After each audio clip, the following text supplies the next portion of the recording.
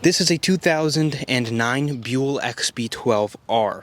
In the final year that Buell was created under Harley-Davidson ownership. Since then, Buell has actually been used a couple of different times with Eric Buell Racing, with now Buell being manufactured in Michigan, which isn't Buell anymore, and he actually is doing fuel. But this is what a true Buell is. This is what Buell started as, and what people think when you say the name Buell. Now, Buell was an engineer at Harley. He was an amazing engineer. He engineered the frames, and he started working on projects in the late 80s, 90s, and kind of just doing his own thing while working with Harley-Davidson. And he started to make motorcycles and sport bikes, went racing, did the whole 9 yards, and they're actually pretty successful. Harley-Davidson ended up kind of doing a partnership or a buyout of majority of Buell. They were majority ownership, and they sold at Harley-Davidson dealers. So the Buell XB12R is a 1200cc that came out in 2004 to 2009. 2009 is when they decided to can Buell as a brand in the final year of the production, and when these bikes were closed out. This bike has a 45-degree V-twin that was derived from the Sportster, but actually Buell did change a couple of different things,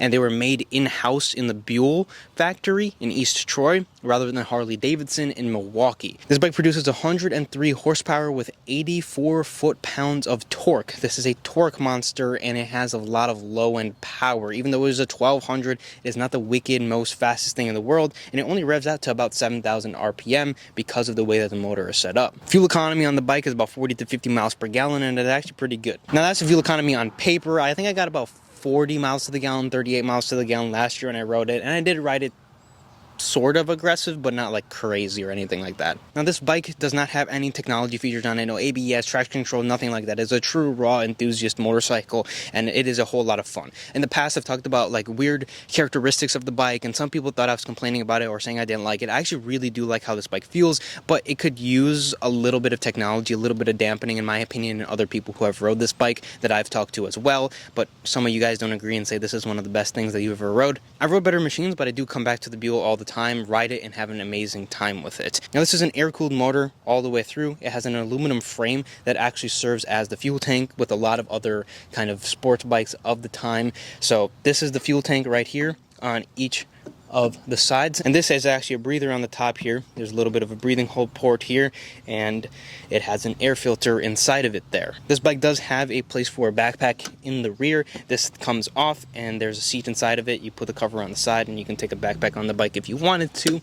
So it does have that functionality. One of my favorite parts about the Buell is the fact that it has a blue key. I absolutely love it. This bike did come in a lot of different colors: gold, red, black, blue, a ton of different stuff, so there's a flavor for everyone. Super analog gauge. You have oil light, gas light, you have high beam, low beam, turn signal. That's it. You have a clock on it, odometer, trip readings, and that is it. It's really a bike you just get on and ride. It's not something that has all the newest technology, but something that is a lot of fun. And if you're looking for that raw feeling in a bike, these are phenomenal. They're so much fun. And don't get me wrong, I've complained about in the past because of certain things that it's not good at. This bike is not particularly good at low speed stuff. It's particularly not good at going fast in a straight line, but it is extremely fun, extremely engaging to ride, and it really hits its RPM and really hits its stride in the higher miles per hour. Now, it has 84 foot-pounds of torque, but really once you get it into the 40, 50, 60 mile per hour range is when it kind of starts to hit its stride.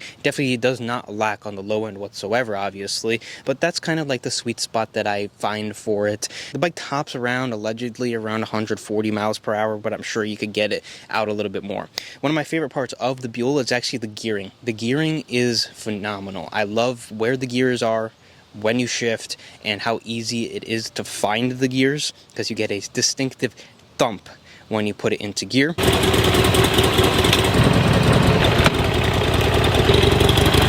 It's just such a satisfying click, such a satisfying ratio of where the gears are, the RPMs you shift at, and everything like that. That's something I really find amazing about the Buell XB12R. Let's talk about how the Buells actually like to ride. The first thing you notice when you get on the bike is this pretty comfortable stance overall. It doesn't take time to get used to. It's not very intimidating, but the bike does have some weight on it if you're used to some smaller motorcycles. Obviously, this is a 1200cc sport bike, so it's not the lightest thing in the world compared to smaller motorcycles. It's not beginner friendly, but it's something that everyone could hop onto after they've had some experience with riding. The bike has a nice torque curve and has a lot of power, but it's not an uncontrollable amount of power. It doesn't feel wicked fast or anything like that, but it feels like definitely more than enough if that makes any sense. The one thing I always complain about is the handling at low speed. Once you get the bike into some speed, 35, 45, and more even towards 50 and 55 miles per hour, the bike likes to handle no problem. But for someone who's a little bit more towards the beginner side, kind of like I was when I started riding this machine,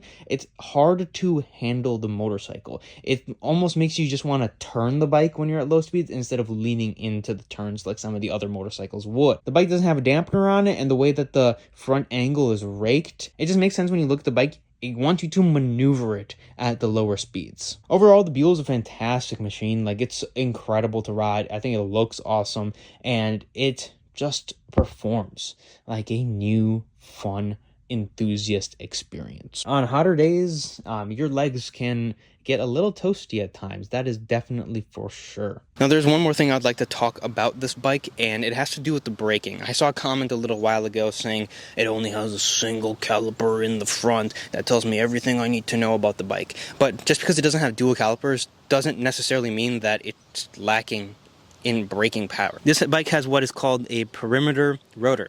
The rotor is on the outside of the bike, and this is actually a benefit. It brakes almost as good as dual front calipers do. Keep in mind, this is homologation of a race bike, and they actually did win quite a bit. But that perimeter rotor actually allows for better cooling and unsprung mass being lowered because there's not two calipers in the front, and it actually provides just as much braking force as a dual setup would. So it might not look like a serious setup in the front, but it actually is very, very efficient. So if you're going to judge it for not having a dual caliper, it is actually lighter and just as beneficial. And then when you do come to the rear, of course, this side you have a belt drive, which actually I've heard the belts are pretty hard to find nowadays. And you come to the other side and you have a single disc, which never had a problem with these brakes. They've always been more than adequate. Now, some of the cons and downfalls of this bike actually have to do with things that aren't related to the motorcycle and actually are related to Buell and Harley's kind of fall off, right? Buell was abandoned in 2009.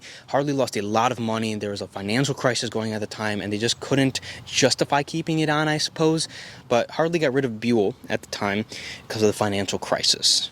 These bikes were discounted at dealers and they weren't selling, and a lot of them sat for an extended period of time, even on the closeout. And this was one of those closeout bikes that my dad bought brand new at the time. With all that being said, if you guys did enjoy the video, you want to learn more about the Buell, I have plenty of other videos on what it's like to own it, problems I've had with the bike, and things like that. That's all I have for this one. Check out another video as always, and I'll see you guys in the next one.